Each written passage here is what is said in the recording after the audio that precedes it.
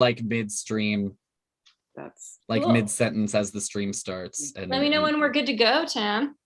I mean, we should be good to go. Whatever All that right. like blinky comes on, I just don't trust technology. Sure. All right, well, I'm gonna start. Intro, colon. Hello and welcome to tonight's episode of Too Funny Feedback Mike. My name is Becca and co-hosting the show with me tonight, as always, is Lisa. Tonight, each of our comedians will be performing a 5-minute set. We will be letting you know when you have 1 minute left in the chat. So be sure to be mindful of your time. I think that Tom, you'll actually see Tom's window. He actually has the timer up there, so you can watch Sad Clock for how much time you have left. Yeah. If you keep it in gallery view. Went off script there. Now I want to go back on script. After your set, Lisa and I will be giving about 5 minutes of feedback before moving on to the next comedian.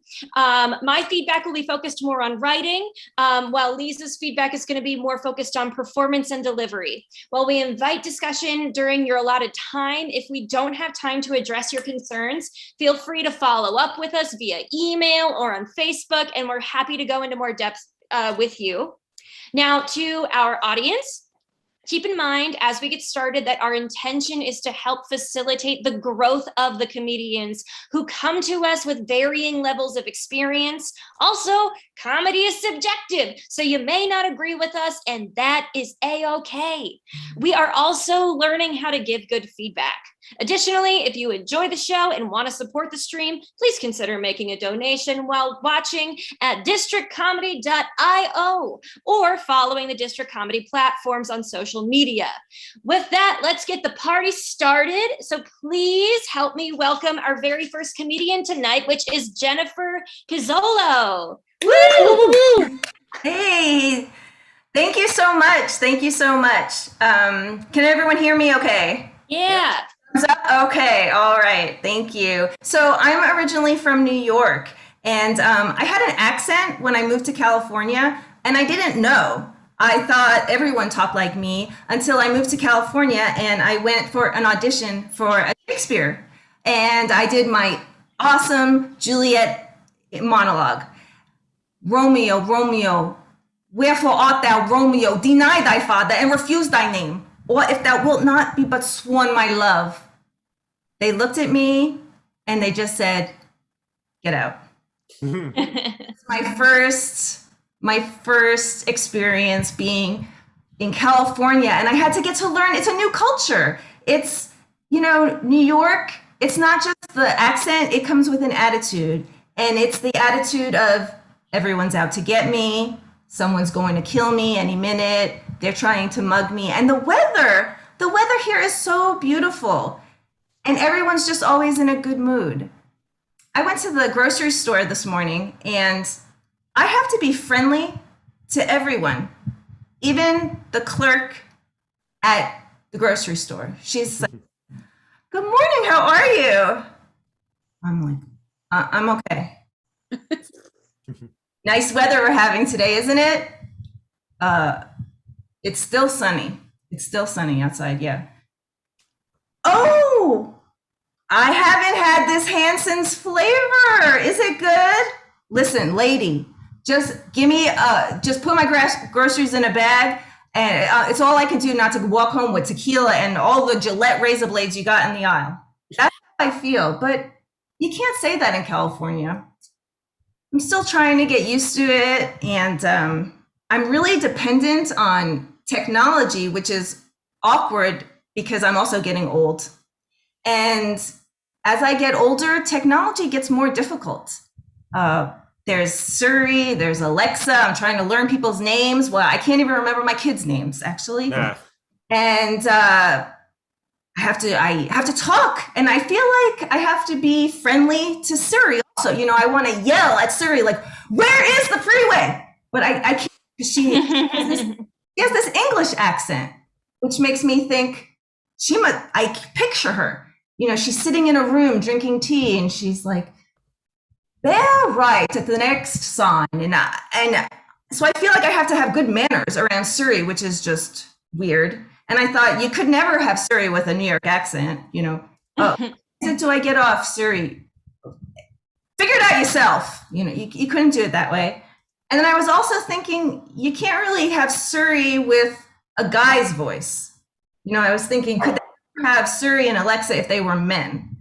And then I'd have to be listening to men and taking directions from it just wouldn't work. You know, I'd be like, you didn't even do the dishes. Why am I going to trust you for how to get to my dentist? So it's interesting. It's interesting. You know, I turned 44 a year ago. Woo! All right, it was you know, more than a year ago. Okay, it was a dog year ago. I'm now in my 50s, and you know what's really cool is that I'm the same. I laugh as I say this, but I'm serious. I'm the same age as Jennifer Lopez. You know, I'm right around the edge, Jennifer Aniston. So I have this image of aliens. They're going to fly down to Earth, and they're going to say, all right, line up all the 50-year-old women. And I'm going to line up next to Jennifer Lopez and Jennifer Aniston. I'm Jennifer Pizzola. And they're going to look at me and go, what are you doing in this line? I'm like, we're the same age. This is how you age on Earth. They're going to say, Betty White is standing over there. That's where you need to go. But it's true. I call my kids the wrong names. And this is actually a true story. I could not figure out why Alexa was not playing music it was like 3 hours. I was unplugging. I've been calling her Suri the whole time. So getting old is hard. You all are young, beautiful people. And that's all my time for today. Thank you. All right. Lisa, do you want to kick it off with the feedback? Sure. So thank you so much. That was a really fun set, and really enjoyed it. Let me get you into a view that I can see everyone. I like seeing that. All right. Hey, so really nice. I love your energy. Jump right in, saying hi. I like that you checked if we could hear you, sort of the keeping us present all together. I love, like, when you said New York, I wanted to give a shout out to New York because I lived in New York City for a long time. But I really enjoyed that. I like that you went right to the California thing and said, so I love the accent, the Oh Romeo. So I love, and these are all, you have really good jokes. I just want to tweak it a little bit of ideas of when you're doing Oh Romeo. So there's that O, and then you have a new, you can play with it, have a little fun, like maybe elongate it. So like we're going into like what's happening and that you're introducing an accent. And I say hit it hard, like, and really act like you're doing it out so like passionately, you know? So it's like you are Juliet back then and there, and go for it. And I think it's just tweaking it a little bit more, and just that slight like commit, because I know you got it, but and so that it's a little bit more just playing with it, if that makes sense. I loved so you're going back and forth with the clerk, and how you're being like, they're really upbeat and you're really, you know, your energy is different. So I think because you really great like energy and conversational energy going on, my recommendation maybe be to make it a little bit more distinct, to have more opposites with that the other person's moving more and then you're just more static. That would match more to the vocal energy of it. Yeah. And then when you pull out the hand, you'd be like, excuse me. You know, like taking the tequila on the razor blades. Thanks. So, but that would just make them more distinct and sort of reflect that energy. But I like that. And I like, that was fun. In the British, so I say this is because I'm more of the performance stuff. So the British stuff, which I love. So you have a lot of fun. You have a lot of characters, which is really, I enjoy that so much. So if you're doing, sort of thinking, not just the vocal difference, but the physical difference. If you're having a cup of tea, you can have that pinky out. Yeah. And that might help ground you with the movement. So if you're doing it like that, and you know, you can do that turn like she's talking to you, but if you're having that very specific movement, I think that will make it more distinct for you and maybe land it just a little bit more. I loved this series, the series, The Men's Voices. I loved it. One of my favorite moments was how can I trust you to get me to my dentist? I love that because it was just really specific. I just want to say that. I thought that was a lot of fun. I will say this is just a note. This has nothing to do with and I know I need glasses too. So, but I see some, just to part of my job is to make sure you know everything that's going on in this box, is that your screen does reflect into your faces. So sometimes I see that. It's not that it takes away from the humor. I just want you to be aware. Yeah. That's what I say, and I'm going to say at this top of the show tonight, I say POV. So point of view, that everything in this square is in your control, which is very different from being in person with the, the gig, in-person gigs. So I want you to have ultimate control and it be a choice for everything. And I'm not saying, I don't know if there's a way to do it differently or not. If that bothers you, I just want you to know that sometimes I can see that. Okay. But I really enjoyed that. I would say just like making those distinct physical differences and vocal differences, and just pressing the gas on just a little bit, like, and having that fun that you have. So thank you so much. Okay, thank you. Cool. Yeah, this was really, really fun. You have some like really fun observations. Hi, my dog is here. You can tell that I'm sitting on the ground. So I just had like some like minor suggestions just to help polish some things. First of all, I love your like Romeo bit. I'm wondering if like the casting director's response, it felt like it was kind of more, it felt like it was like a throwaway punchline. And I'm wondering if you kind of upped the ante with like the casting directors at the end of saying like, they're like, get out. But instead if you said like, if I finish my monologue and I look at them and they're kind of like looking at me thinking that I'm trying to get into a fight with them, or like they like, and the casting directors are like, please don't mug me. Something that would be associated with like talking to an aggressive New Yorker, as opposed to them just saying get out. Because we've heard, we've heard that one before. We're all performers. We've all been told to get out. And then I'm thinking that something that might help speed up or like help with the pacing of the conversation that you have with the checkout lady. I don't know if this is right, but I think it would be worth experimenting with. Instead of having to go from talking as the checkout lady to like narrating to being yourself, if you could just stay yourself and saying, the checkout lady's trying to be friendly with me, talking about the weather. And then I'm like, and then you just imitate yourself and then back to yourself. So you don't have to imitate the checkout lady. So we don't have to do as many switches. Experiment with that. See if that can help with any of the pacing. I don't know if that's the right answer. It's just an idea. And then I loved your whole bit about comparing yourself to Jennifer Lopez and Jennifer Aniston and everything like that. And that you're Jennifer. It was such good observation. It clicked together really well. I wanted to offer a way just to kind of set up your punchline in a different way. So what you originally said was like, there'll be a line where it's Jennifer Lopez and Jennifer Aniston, and then I'm standing there, Jennifer Pizzolo, yes.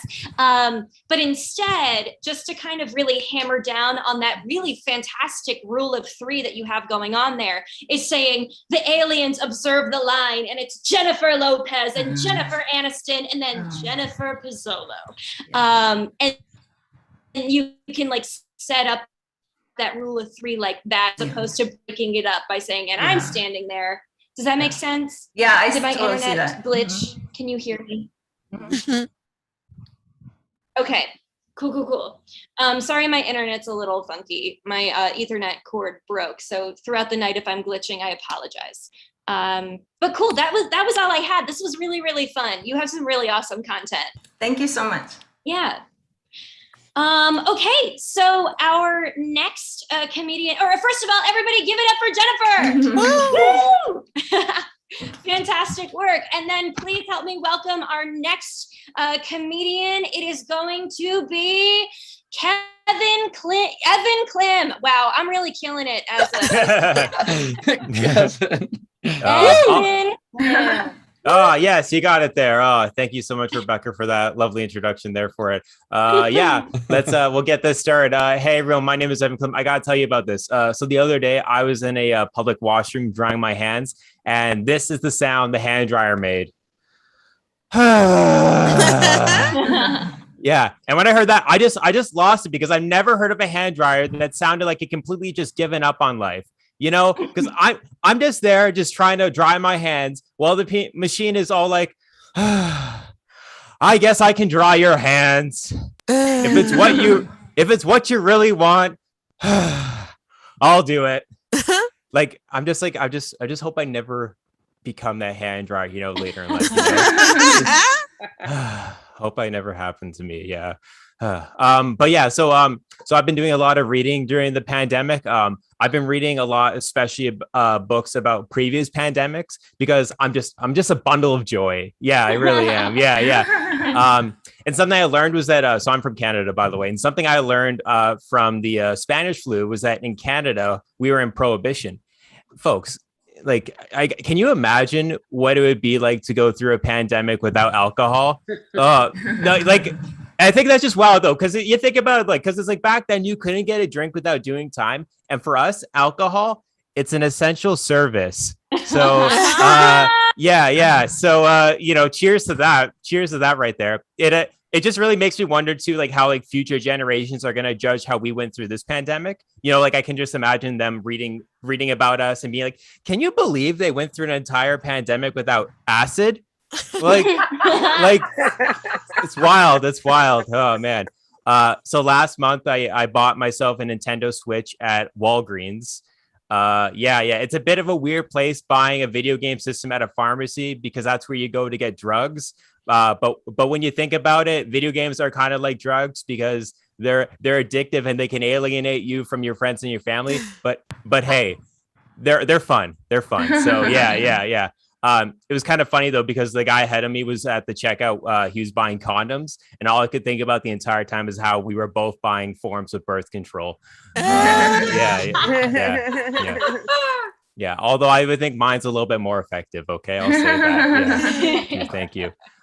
Here's something else about me. I think I'm an honest guy. Like whenever I'm at the grocery store and I'm using the self-checkout, I'm always honest, and I tell the machine how many bags I'm using. I am, because it's the least I can do after I'm shoplifting half my groceries. So thank you. So during the pandemic, I moved in with my girlfriend, and man, if the walls in this apartment could talk, they'd probably be screaming from all the times I've hammered nails into it. Yes. There's a lot of stuff up on that walls, that's for sure. So I've been living with my girlfriend, and it's funny because I recently took a tally of all the places I've lived in. And over the last decade, I've lived in 7 different places and had over 30 roommates. And I did the math to figure out how much that average is between every place. And it's a lot of roommates. It really is for it. That's the math for it. Yeah. But a third of those roommates actually came from when I lived in a frat house with 11 other guys. And as you can imagine, the house was always clean, because men in their early 20s, we just love cleaning up after ourselves. Yeah. We really love to be held accountable for our actions. That's for sure. And whenever I tell people I lived in a frat house, some people ask me like, dude, you lived in a frat house? You must have slept with so many ladies. And the answer is no, that place was disgusting. No. Like whenever somebody would just come over, they would see all the dishes in the sink and just think, oh, that's disrespectful. I'm leaving. Yeah. This happened today. Today I was walking down the street, and I wasn't wearing my glasses, and I just ran to somebody who I didn't want to talk to, and I got into a conversation with them. And I feel like I should have probably just like played like the fifth and just like say like I didn't see them because I wasn't wearing my glasses. Yeah. I don't know. I feel like I should just use that as a little bit more of an excuse sometimes for it. That's all I want to say. Thank you so much for listening to me. Y'all have a good night. Okay. Peace out. Woo! Great job. Woo. Liza, do you want to alternate with like who goes first with feedback and stuff? Okay, awesome. Evan, first of all, thank you for taking my botched intro for you in stride. You killed it. You came out with a lot of energy in the beginning of this set, and it was good. You captivated the audience really well. Well, you captivated me. I just have like 2 suggestions for you that might just like help like elevate some of your punchlines just a tiny bit. So first of all, I love your hand dryer joke, and just like the sigh, because first of all, we all feel like that. It's Tuesday, so hashtag relatable content. But also, like, I was wondering if when you're like saying that sounds like the hair, like the hand dryer gave up on life, I'm wondering if there is an opportunity there for you to say that sounds like, and then go into some like 2-sentence elaborate story that ends up with the hand dryer giving up on life. Okay. Does that make sense? Just because like whatever you say, like the hand dryer, like, you know, is divorced and is like trying to get weekends with its kid, and like the kid instead wants to go like hang out with its friends at the mall and doesn't want to spend any more time with them. And so it's just given up on life or something like that. Anything that the hand dryer does is funny. Clearly, because everybody laughed so hard at my example. We're still... Referring back to that intro paragraph I read, we're still learning how to give feedback. Check. Something that I thought might be worth exploring for the content when you talked about getting your Nintendo Switch from a Walgreens is, I'm pretty sure it's Walgreens that has like the tag, like their little slogan is at the corner of happy and healthy. So I have so I changed it to that for American audiences for it. It's actually got it at a place called Shoppers Drug Mart, but like, yeah, Desiree knows what I'm talking about. So, okay. Yeah. Poor man's Walgreens. But seriously, like, what's your feedback though for it? No. So like, it got me a little excited because Walgreens, I'm pretty sure, look this up and check that it's not like CVS or something, but the Walgreens slogan is I'm pretty sure it's called at the corner of happy and healthy. Okay. And I don't know if that could be something like to explore with talking about like some guy getting condoms and you getting a Nintendo Switch. And what does that mean for happy and healthy for you guys? I don't know. It just seemed like an opportunity worth exploring for your American audiences and stuff. But that's kind of all I wrote down. I really loved your, we both were getting forms of birth control. That was a great punchline. Yeah. But these are just like ideas that like fluttered into my brain that I thought might be fun for you to explore. But that's all I have. Here's a question though. At Walgreens, do they do kind of like points programs where if you buy stuff, you get points and you can get free stuff with it? Oh, I'm sure they do. They have some program you have to pay to join like their special. Like you get special discounts if you join their club. Yeah. Oh, okay. There's clubs. Every corporation has like a credit card that you can get. Yeah. Okay. You have to actually pay extra for like the Walgreens. I think like discounts. Like you have to like pay a fee, sort of like Amazon Prime. But Yeah. For store. For the corner of happy and healthy. You get things. Yeah. So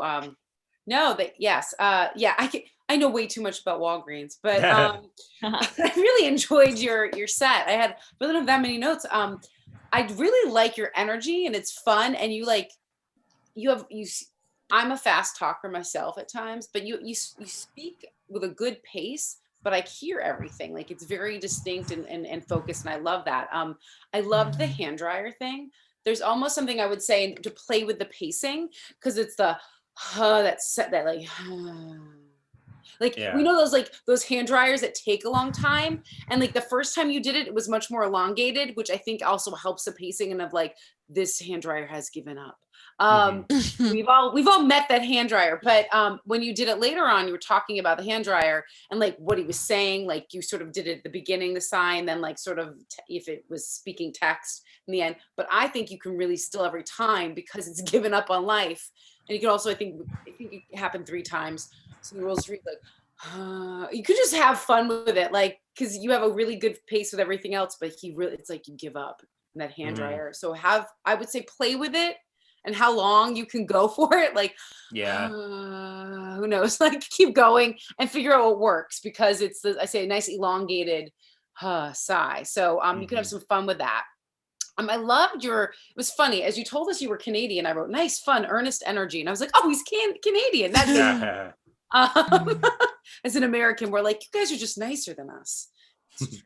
But I loved about the future pandemics. I would love to hear more about that. I loved the whole comparison and like with acid, but if there's a rule of 3 there or something like that of adding in like what they didn't have and 3 things we do have or, but I really enjoyed that. And I thought you had a really good segue there with saying the switch in the Walgreens and the whole birth control. That was fantastic. Really fun stuff.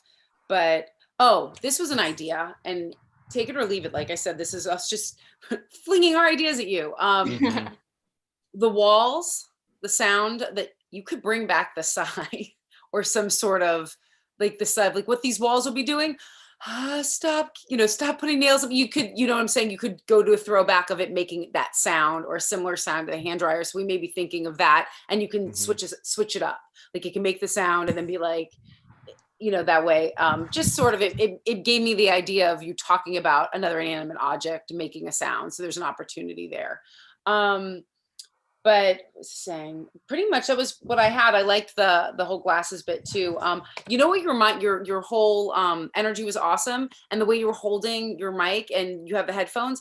And this is a compliment, and it's like sort of like a sports commentator kind of energy that we think of. Like everyone has such a great, like I say, POV. I'm going to use it a lot tonight. I haven't said this in a while, but I liked the feel of it, and I really felt like I got to know you, which was awesome.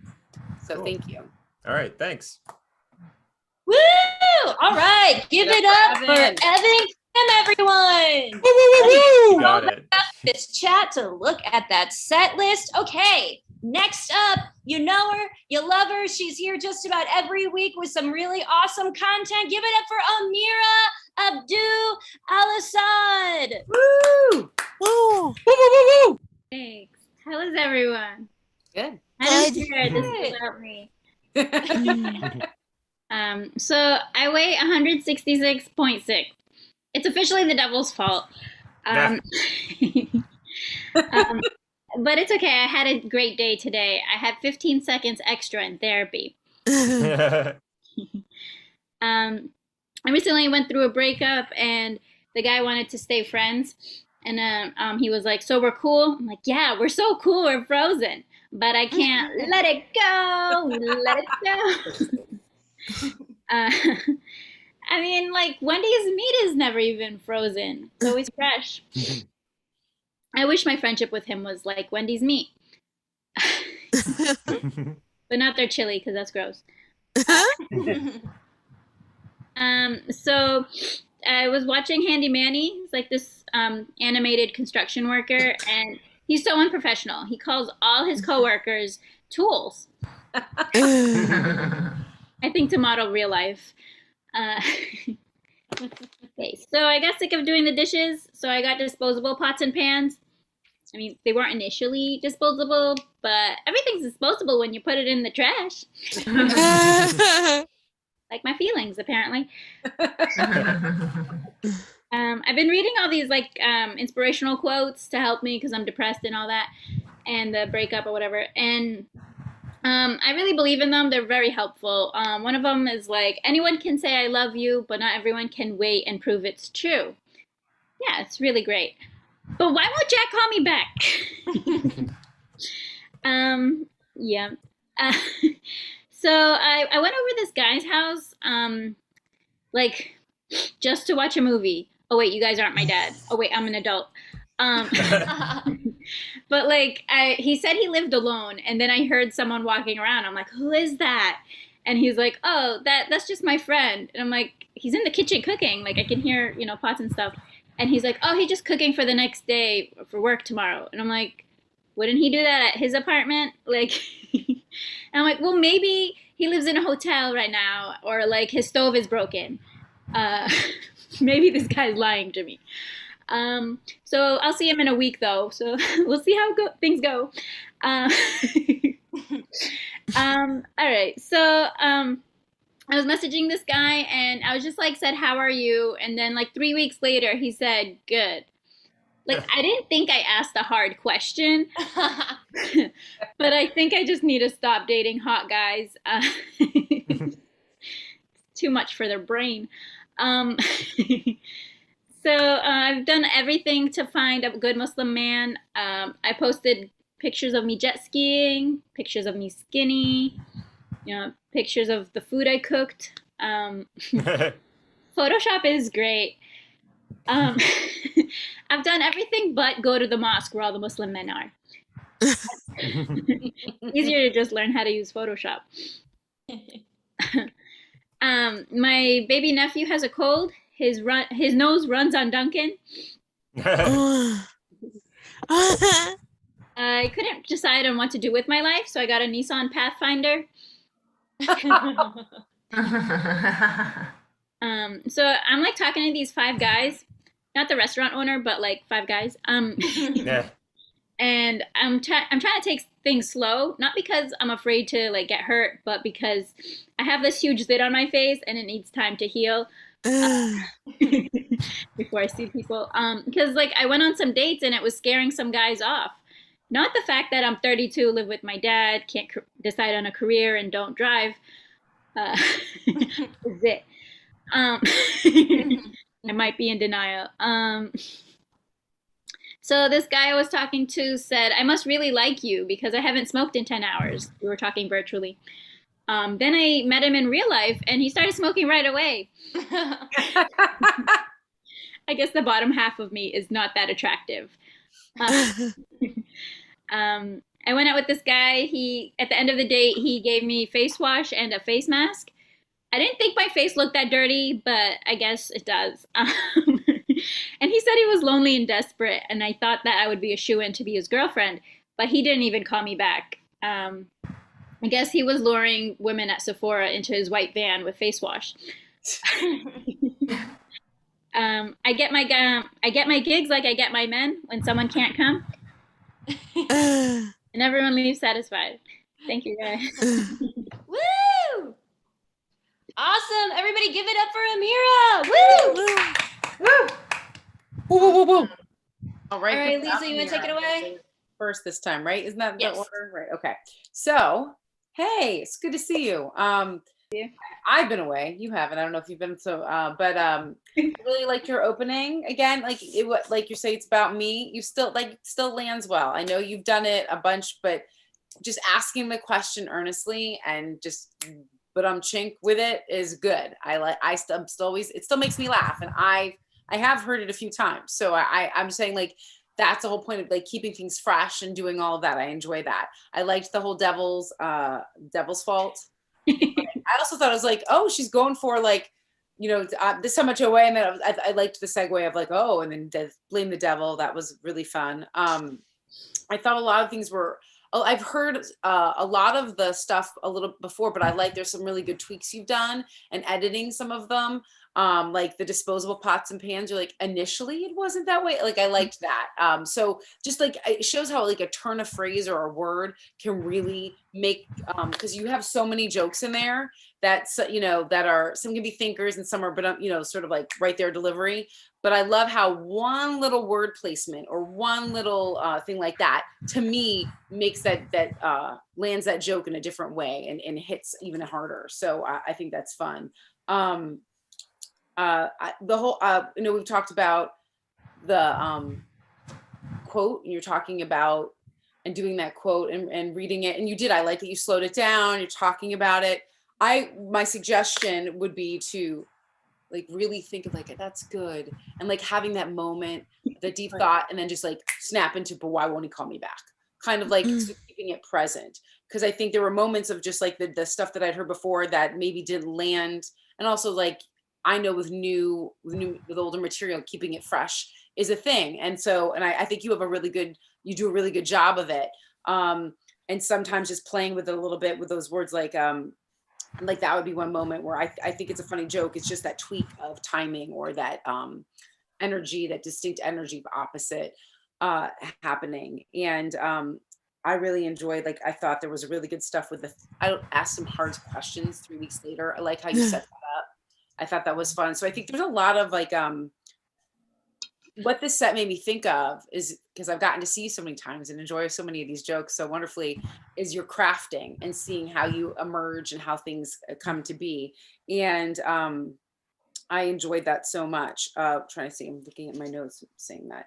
Oh, the list. So I love that photoshopping joke. I remember it distinctly. I was like, oh, jet skiing. I was like, oh, yay. Like, I love that joke. So I think that somehow with making it like just making that list, like thinking of that list like in the moment would keep it more so when you say like I love photoshopping, so just having that second of like you're thinking of it at that time versus already having that list ready. I think that will be the difference in the delivery with that, and maybe just landing a little, because it's a really, really funny joke. So, and so that's what I was saying, like all of it, like I think you have solid material. I think you have a lot of wonderful jokes. I love that you still focus on, like, you know, with you do self-deprecating humor the whole time, a lot with the guys and stuff like that. I would look at maybe organization of keeping all the men's stuff and the dating stuff together, because I know there was a couple jumps around. But the reason I'm getting so like nitpicky is because I can with you, because I've seen your work, and you have so many jam-packed jokes and wonderful things, that this is what I'm trying to do, just tweaking it a little bit, because I think they're really funny. So thank you so much, Amira. Awesome. So I just have like 3 little suggestions for you, because I think this is actually the first time that I've heard a lot of these jokes. So maybe I wasn't here for when you brought this in before. So first of all, your joke, this is my favorite joke from your set, of just like, it took the guy 3 weeks to respond good. And then you said, I didn't think that was a hard question. And then you said something immediately after that. And my suggestion for you is just to like pause and let us all laugh with saying like, I didn't think that was a hard question. And then go into what you were saying, because that is such a good punchline. So just giving that the space that it deserves, because it's quality content. Chef's kiss right there. I loved your joke about, I was like hanging out with this guy to watch a movie. Oh, sorry, you're not my dad. Oh, sorry, I'm an adult and stuff like that. It took me a second to kind of catch up with like you were watching a movie, and I'm like, cool, I watch movies with people too. So like, if you could just throw in like, I was watching a movie, nothing else, to like clarify like that you're trying to cover up that you're lying to your dad, just to help. I don't know how everybody else felt. It just like, that would help me catch up just a little bit faster, so that I can appreciate the rest of the joke. Netflix, because then that means Netflix and chill. Oh yeah, that could be a good idea. Yeah. I would play around with that, and just see if that like generates more of a laugh, if people like are catching up faster, or maybe they're all smarter than me and you don't need to change it. But the last thing that I had, I loved your bit about like the guy not wanting to smoke, but then you meet him in person. And when you said that the bottom of the bottom half of you is not that attractive, I'm wondering if there's another way that you could phrase like, I guess the bottom half of me is not worthy of curbing a nicotine addiction, or something like that, and relating it to like what this guy is doing for the top half of you, but not the bottom half of you. No. Yes, he's a boob man. Yeah. Exactly. So those are just like the things that I wrote down, but I like it. I love your material. I'm just always so impressed by how many jokes you can pack into a 5-minute set. It's a superpower that you have, but I'm really impressed. Oh, I just thought of something real quick. So like I could say, so the bottom half of me kills, like with, because smoking kills and makes It's so smoking, it kills. Yeah, or something like that. Yeah. I love that. Thank you. Amazing. All right, give it up one more time for Amira, everyone. Woo! Awesome job. And I'm going to scroll back up to the set list. And just for continuity purposes, I'm going to mess up this next person's name too. Just kidding. I've said it's Desiree, everyone. Desiree Walsh, put your hands together. Hello. Hi. I think most of you know this, but I do have to say it, or I will die. I am Canadian. Yeah, there's no joke there. It's more of a humble brag at this point, as you guys aren't doing so well with the Delta variant. I mean, we're pretty close behind you, but I'm going to take it.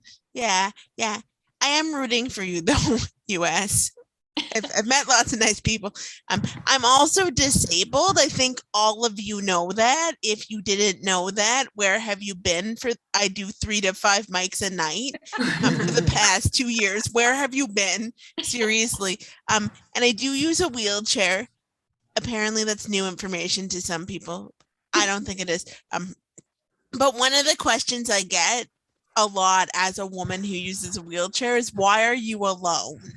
And I've always found this really interesting, and often my answer is because I'm not married and I don't have a cat. But but like no one's ever like let me get the entourage to do some errands. Like no one's ever like, hey, we're just gonna go for dinner and then get the cyst drained real quick after. It'll be fun. Or like, come on, guys, we're doing groceries. Come on, guys, we're doing groceries. Apparently, I'm a walkie in this bit for some reason. Yeah, this is how I think you walk, walkies. I don't know why I'm here.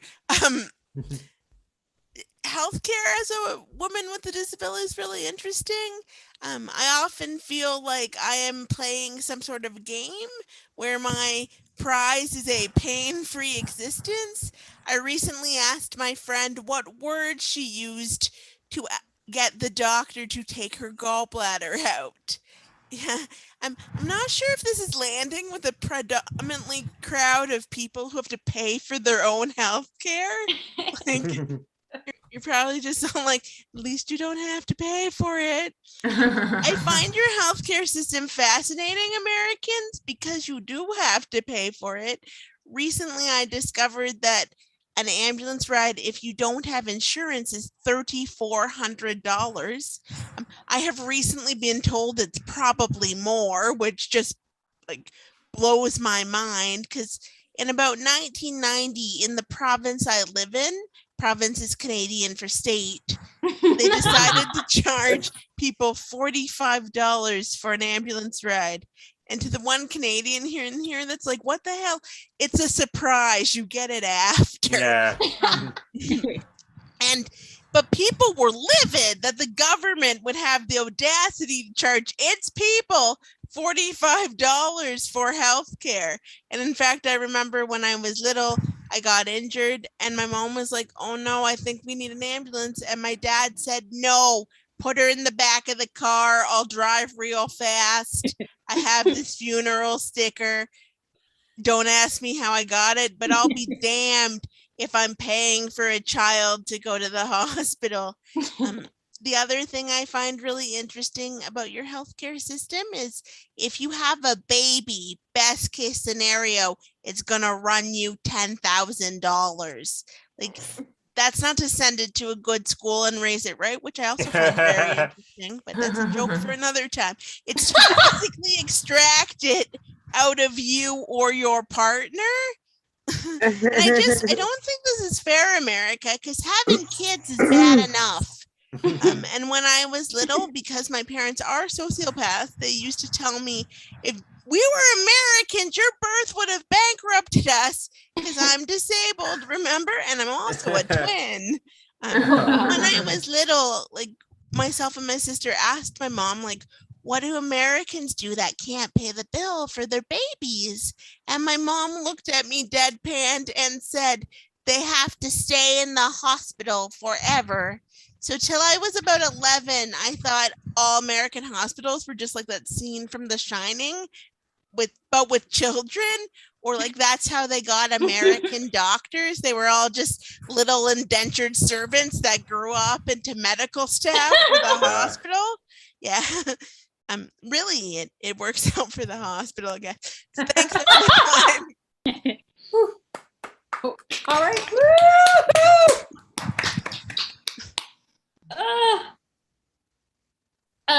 It's me. It's me first. Desiree, it's always a joy. God, I love your content. I love it so much. I was like really busy just kind of enjoying it, and I wrote down like one suggestion. Yes. And I thought of like, okay, a second one. I just thought of a second one. And so when you I love your joke of just like like people love to ask me, why are you alone? And I think that you could, I don't know if like this is your specialty, but like if you had a moment of saying, why are you alone, and pausing and like having kind of this like look around confused reaction and let people laugh at your reaction to getting that stupid question. I think that there's an opportunity there for an extra laugh with just your face, just to explore there. The other suggestion that I have is I love like listening to this. It breaks my heart like hearing you describe our healthcare system back to us, and you do it in such a brutally funny way. I'm wondering if like you could say that's where I thought American doctors came from, or like that's where I thought doctors came from, just because it's like it goes with that's where I thought babies came from. So mirroring that phrase somehow. And then letting that land as a punchline a little bit, because I think that was just kind of like a passing thought. And I'd be curious if you could say it in the same phrase of like, that's where babies came from. This is where doctors came from, and seeing if that garners a laugh all on its own. But just that's all I really kind of have. It's just always a joy, and I loved your like. Apparently, I'm a walkie in this situation. That's how I imagine you got walked. It was joy, pure joy. Thanks. I'm going to say the same things. I think there were only a couple things I hadn't heard before, but I was completely engrossed the whole time because it's such a well-crafted set. And like your humble brag still always works. And this is the thing about like being yourself and always just being really, I feel like you're always present. I think that what makes for me your set work every time, even though I may have heard it majority of it before, is that it works all the time because it's like you are performing it to me like the first time again. You keep it very fresh in your delivery, and that to me makes all of the difference for why I jump in and I'm like, oh, okay, I'm gonna go on this ride again. This is my favorite ride. So I love it, and I love that you went right down the list of like all the things that you think you probably all know this. It sort of this great rule of threes, and it's sort of because a lot of times you used to break those up or only tell one point for one set, and I think grouping them together really works.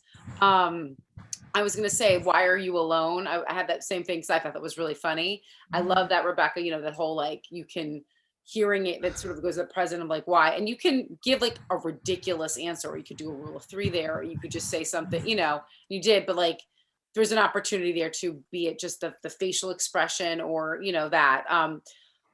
I loved the comment on the physical movement really worked. I feel like you've really found the angle and the way it works with your arms. Cause I know sometimes certain backgrounds, the arms have disappeared or things like that. Yeah. Everything really worked tonight that way. Just was great. I guess this is what I think, walkies, that's exactly how we look. And I wanted to give you this lovely present of an ambulance ride, how much it costs. It depends on how much your, hospital wants to charge you for it. You can be in the state, but say you're going to like the one near me is Anne Arundel, it could only be like $2,400. But if I wanted to go to right, it might be $5,000. It really depends on what ambulance comes to get you, where they're taking you, and you have no choice in the matter usually. Oh no! Just to give you some more why Americans are bitter about their healthcare system. Just a little gift to you. That's awful though, because so it all is it's variable. Like having a baby can cost you $10,000 in one hospital or 15 another. It doesn't, and there's no like all the same. So just to let you know, if that gives you any ideas and bubbles up any more ways to mitigate our problems as American healthcare. I feel like Rebecca, like a light bulb went off or something happened. Did you? Yeah, like an idea that I had, like in terms of like content to kind of like bubble around with is like a big kind of like trope that a lot of like I think expecting mothers experience in America is that so many women will have we have the story of like, and then she gave birth in the back of her car on the way to the hospital because we will not use an ambulance. Right. So I didn't know if that's an opportunity to like tie in a lot of the content that you're talking about. That's all. Okay, sorry. Go ahead, Lisa. Very expensive cab ride in New York, though, I will tell you. And they'll make you pay extra. It's sort of like the fee for like, throwing up in a cab is like $80 here. So I don't know why I know that. And so having a baby in the car, that would be, I feel like an extra fee. So just to let you know. But yeah, so I really enjoyed that, but I just wanted to give you that tidbit. And I did like the idea of the adding of the doctors they were like the indentured servants. When you said indentured servants, it made me sort of feel like we are all indentured servants to the healthcare system. So just as that, but I wrote at the bottom, and I'm going to read it. It said, "Why are you so good?" Just, I love, that was my note. You're so good. I really enjoyed the set. So thank you, Desiree. I have no idea what you guys do. Like, how do you even budget for things? It is the number one reason for bankruptcy in America, medical bankruptcy. It's awful. Come to America. I'm gonna write a letter. Superpower. So now that we've depressed ourselves, let's get back to comedy. Woo! Everybody give it up for Desiree for making us sad about our insurance. gosh. She did it. Woo!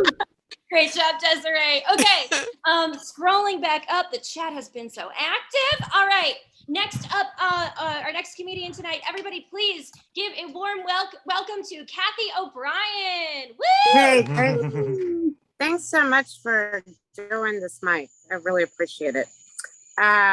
So, Fuck yeah. um, the other day, my husband and I were talking about the band Dead and Company, and they're members of the Grateful Dead, plus John Mayer. And we've been to see them, and they've been touring. And so my husband was looking at the set list, and he's telling me the set list. And he says, I'm like, what'd they do? He's like, they did Your Body is a Wonderland and Drums in Space. And I'm like, are you kidding me?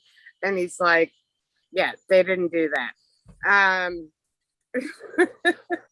But so neither one of us had ever heard Your Body is a Wonderland by John Mayer. So we listened to it on Spotify. 30 seconds in, I'm like, I can't fucking handle this.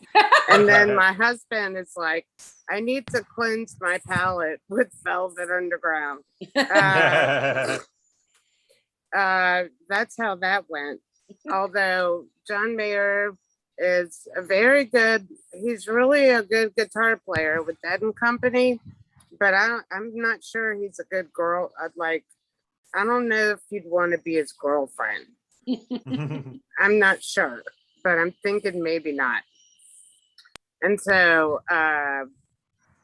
anyway, last weekend, this band that my husband is in, they're called Rattlemouth, and they played this party out in rural Virginia at a campground, and they're called Rattlemouth. And we get to this party. There's all these people there, and I'm like, yeah, my husband plays in the band. And these people are like, oh, what's the band about? And I said, well, they're like groovy Middle Eastern folk music with unusual scales. And these people look at me like I'm speaking in a foreign language. I mean, I think they want to hear Kenny Chesney. And, but it was really amazing because like halfway into the show, which was like halfway into a lot of imbibing, these people were so into the music. And like this one guy, he's like holding a Budweiser and he's like, fucking Rattlemouth rocks. In all the years I've seen my husband's band, I've never heard anyone say that before. But and so I'm talking to this guy Earl, and he says, I usually like listening to Sneaking Sally Through the Alley, but these musicians are really good. And I said, Earl, have you ever seen a Sally sneaking through the alley? And he's like scratching his head, and he's like, I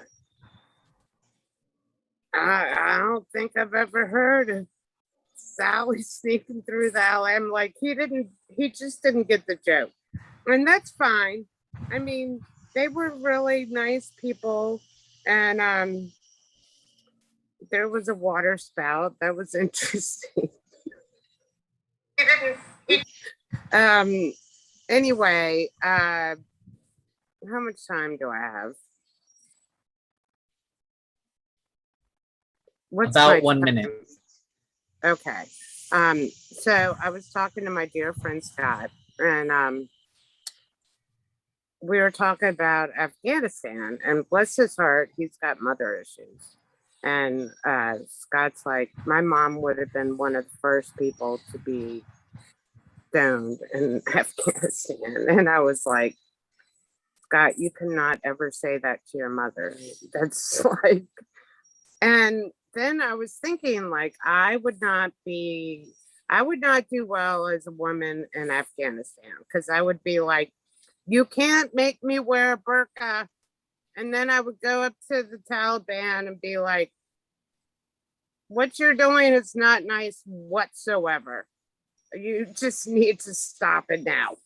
And so anyway, my solution for Afghanistan is that we need to send soldiers to put ecstasy in the water system. I think that's the answer. And then they're going to be happy and they're going to be hugging everyone. And I think that's the answer. I don't know. I'll end it there. Thank you, Kathy. We'll give it up for Kathy. Kathy, yay, thank you. Glad to get to see you again. Let me get to gallery view. Hold on 1 second. So I really enjoyed the beginning with the Grateful Dead and sort of like your body is a wonderland and you're like, I can't deal with this. I like how you we have listened to this and stuff like that. I feel like there's some opportunities to talk about. I like the term cleanse your palate, like he had to cleanse his palate with Velvet Underground. So you're giving these really iconic and distinct images, which is really good when you're picking sort of those like topics. Like everyone kind of knows what the Dead are, and everyone knows who John Mayer is, really. And so, like, for the most part, in Bodies of Wonderland, and Cleanse Your Palate. So I liked that. And he wouldn't be his girlfriend. I don't know if you know why. Is it because of? And so my question is, because it's funny enough that you say you didn't want wouldn't want to be his girlfriend. He's a notorious philanderer or not nice guy, and he's said some really nice, not nice stuff about his exes and stuff.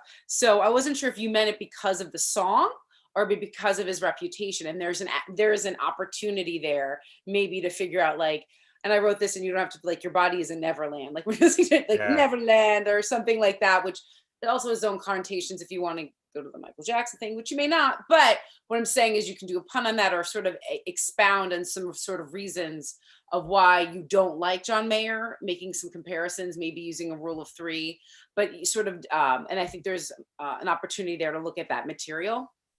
I really like saying, and Rattlemouth, so you're talking about your husband's, the gig, and because I like that this is all like true to you, so it's very real life. I think it's great conversational. I like when people take from their life. So I like how you explained groovy. What was it? It was like groovy Middle Eastern folk music. Is that what you said? Yeah. It's really distinct.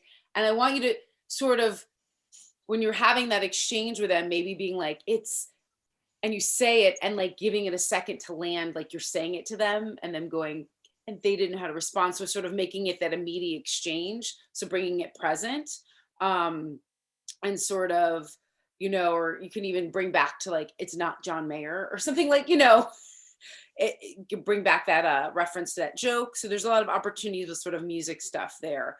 I laughed at the Kenny Chesney thing because I'm not a Kenny Chesney fan, but it's funny. And then I love how you, like, halfway through they're vibing. So like you start off with sort of the storytelling thing of you're establishing this, it's not going well. Like, okay, we're going to watch this. And then you can get more excited with the whole thing, like, and they're vibing, and you talk about that and how that means, and vibing, you're seeing them vibe.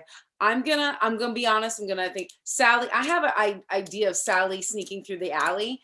I think I know what that is, but it's not something I'm directly familiar with, but I was like, I'm gonna think about that. Okay. So that's just letting you know that I don't necessarily have that point of reference either. So just letting you know about your audience and maybe expanding on that if people don't have a point of reference, of figuring out how to give them one so that everyone's in on that joke. Cool. And then the water spout was something, I feel like something with the water spout, but you didn't go into it. I think there's a lot of storytelling here, and their opportunity to say, how am I going to dig into this story to make it because obviously it was very comical, like you enjoy it, and there's a lot of humor there, but being able to describe it in a way that we are present with you as you saw it. Does that make sense? Yes, it Right. does. And then at the last subject, and I know you asked what you have 1 minute left. So Afghanistan, which is I'm going to tell you, it is a very topical and tough subject right now, and it's that subject matter. And whenever you're bringing stuff up like that, I mean, it's not that you shouldn't. I think we should be able to pretty much laugh about, anything if it's said in the the right way. And it's not that there was no disrespect there at all.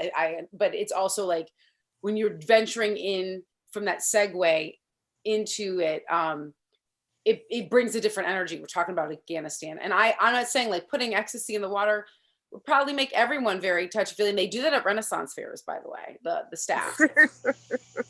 I know people who've done Renaissance fairs and they're like, yeah, we had water bottles and this guy put ecstasy in. So like, that's why they're so happy. So maybe you can use it as an example or something, or something, so that way, that's how they keep becoming the wenches. They're just happy. So, but it's funny. My daughter actually told me she thought Afghanistan was really touchy for me to touch on with comedy. And it is, but it's not that I feel like we have to touch on things. I mean, that's part of humor. I don't think necessarily we should. It's how you approach the subject matter, and often who's saying it also is something important. Where the point of view you're coming from, and talking about point of view, and you calling from a woman's sort of like your rights being taken away, and that's not something. So I understand that. I just think also in the placement of the set and at the end. So I just think those are things to be aware of. It's not that that's not a subject matter we shouldn't talk about or try and find some light in some real dark situation or having, but I just want you to be aware of that, and that maybe that's why is that saying that and talking from it earnestly as like a woman being like, that's not something that would be okay with me. How would I solve this in a way that would probably hopefully, because we have to laugh at the darkness, so and hard situations, but I would say so but being aware of that sensitive material. But I really, I was saying, like, I like that you have storytelling and you're coming from your point of view, and I really appreciate that. So thank you. Oh, thank you so much. I appreciate your feedback. Awesome. Yeah, I definitely agree with like what Lisa said. Just kind of building off of, since we're already talking about kind of the Afghanistan stuff that you talked about. A suggestion that I have for you is, so you said like if you went up to the Taliban, you're like, you can't make me wear a burqa. I'm wondering if there's something else that you could replace that with, because there are women who are who are Muslim that want to wear a burqa, and so it isn't always, or maybe is ever, a symbol of oppression. So there might be other things that the Taliban is doing, or we're anticipating them doing, which is like going out in the street without a male escort, or driving a car, or going to school, or something like that. So looking for something a little bit more universal, just so I know like with what your daughter said of like, that's a little touchy. And so maybe like this, making something a little bit more observational, like, because God forbid you're like doing a live bike and then there is somebody in the audience who is wearing a burqa, and then you call her out or something by accident. Yeah. I'm sorry if my internet is skipping. I'm noticing like people are kind of jumping, but that's just a suggestion that I have there. I do love the ecstasy thing. It just seems like such a like, I just go down there and put it in the water and boom. I don't know why I'm not in charge of the CIA. Right. So that is kind of fun. A suggestion that I have for you that I started writing it down for a couple of your jokes, and then I think I'm just gonna kind of give it to you as like an overall suggestion of like a writing exercise for you, is to explore explore writing out your jokes fully and seeing what exposition can I shorten and tighten the exposition a little bit. And then going through and highlighting what you think are going to be the punchlines in your set. I'm sorry, you're breaking up a little bit. Oh, I'm sorry. Can you hear me now? You're kind of breaking up. I'm sorry. Okay. No worries. That's totally on me. Am I coming through yet? I see you, Rebecca. Okay. Am I I can hear you. Okay. You're better at the moment. All right, let me try again, and then worst case scenario, I can Okay. like email this to you or Cool. something. Well, I was about to say this is also streamed, so like feel free to check out our YouTube channel if you want to listen to your own advice. Sorry, I will go back to being Yeah, a muted let's clock. let's give it another shot. Yeah, no worries. So I would suggest you writing out your jokes fully and seeing the exposition if you could tighten it in some places, and then highlighting any punchlines that you have. And then if there's anything that you want to memorize in like really, really well, it's the punchlines so that you deliver them crystal clear and you hit it with a good tempo. With exposition, that has room for you to like joke around and maybe riff a little bit. But just making sure that like, I think that this is the punchline and making it as like tight and as concise as you possibly can. Yeah. Because like I agree with what Lisa said, that you do have this awesome conversational vibe, and I don't want you to lose that because that is like your style. But I'm wondering if there are ways that you can shorten your content a little bit so that you can put even more jokes in there. And that Okay. you keep everybody engaged a little bit easier by tightening it a little bit. That's really good advice. Yeah. And Also, that's I also exercise really ideas. appreciate the advice about Afghanistan. To me, it's like I think it's good advice. It's like it's a difficult thing to talk about. Yeah. Because I mean that's a really good point. Someone could be wearing a burqa, and I would never want to offend someone wearing a burqa. But Absolutely.